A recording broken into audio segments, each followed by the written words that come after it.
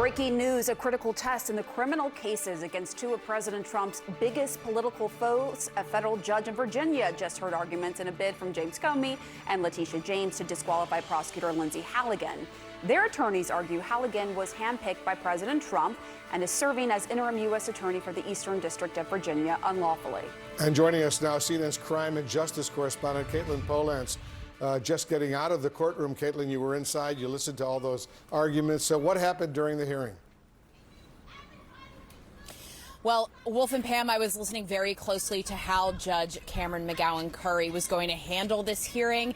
And she's a laid-back questioner, a very concise questioner. But boy, it was a grilling of the Justice Department if I have ever seen one before from a judge like this.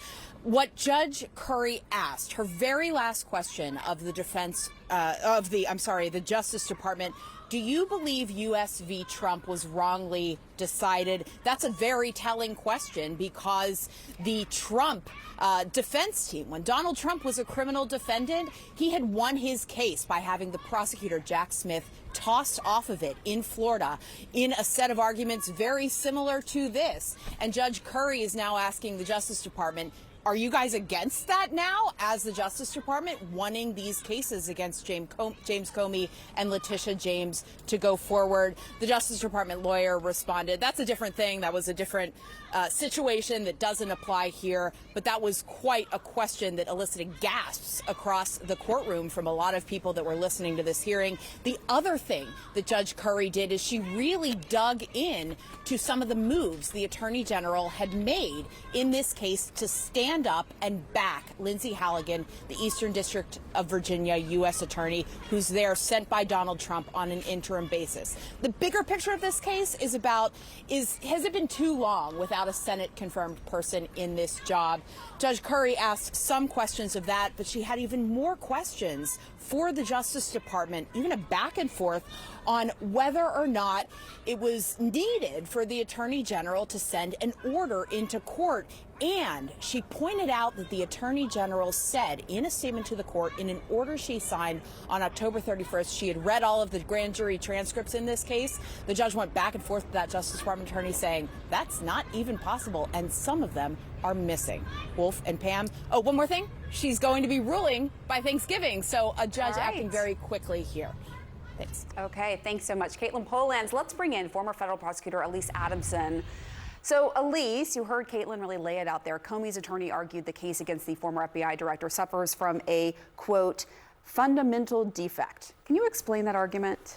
Yes. So what Comey and James are arguing is that Lindsay Halligan was never lawfully appointed and that she lacked the authority to bring the indictments in the first place, that, essentially a private citizen walked into the grand jury and returned these indictments. And thus, they can't proceed. They simply can't proceed because they weren't properly brought. I think an interesting distinguishing factor between James and Comey is that the statute of limitations has now run on James Comey's cases. So if the judge rules in James and Comey's favor and ultimately agrees that Halligan was unlawfully appointed and dismisses the case, it is likely that the Comey case won't come back, although Letitia James's case has not exceeded the statute of limitations, and they could just appoint a new prosecutor to bring the case back.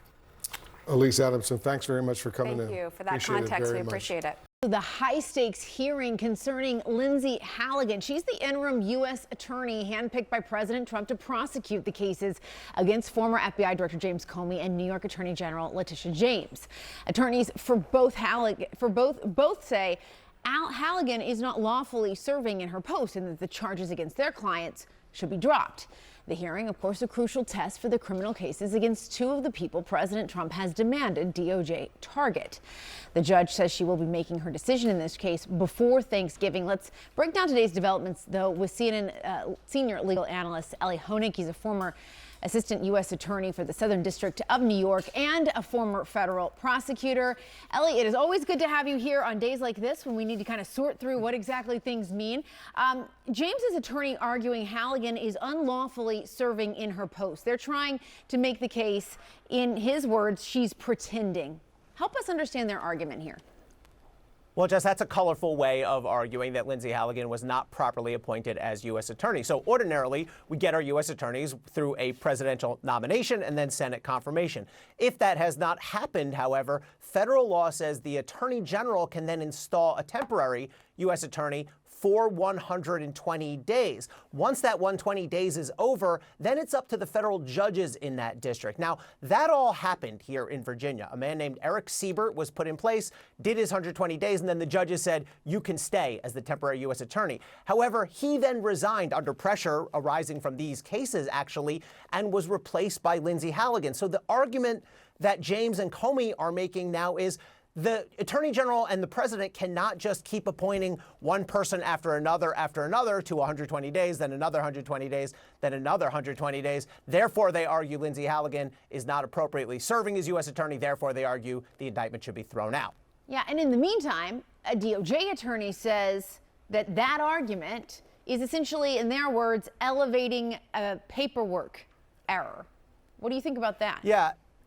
It's a little bit of a glib argument made there by the Justice Department, but their point is it doesn't really matter. The law, first of all, they argue, does allow more than one of these 120-day appointments. They also argue it doesn't matter because it's all coming from the Attorney General anyway. The AG is the one who exercises prosecutorial power. It doesn't really matter who signs the indictment. And the last point they make is the prosecutor's signature on an indictment is not an actual part of the substantive indictment. The indictment itself is what the grand jurors find. The signature of the prosecutor is simply a formality, an authentication. And so even if she was improperly appointed, they argue the indictment should still survive.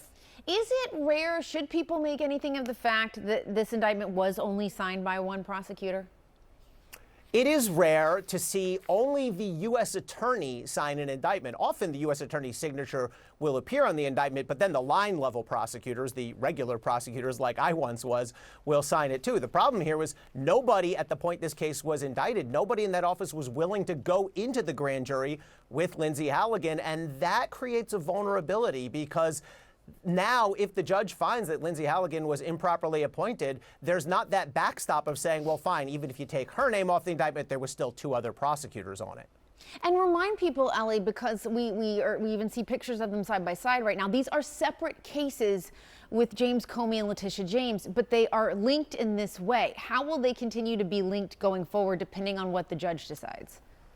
There's going to be a lot of commonality here. So yes, both Letitia James and Jim Comey, they're indicted in separate cases. They both happen to be in this same federal district, and they're both making the same argument about Lindsay Halligan's appointment. But also, Jess, watch in the coming days, they have both made, Letitia James and Jim Comey have both made arguments that they are being vindictively or selectively prosecuted. Now, those cases will be argued separately to their separate judges, but to a large extent, these two defendants stand on similar legal footing. All right, Ellie Honig, always good to see you. Thanks for that. We appreciate it. Thanks, Jess.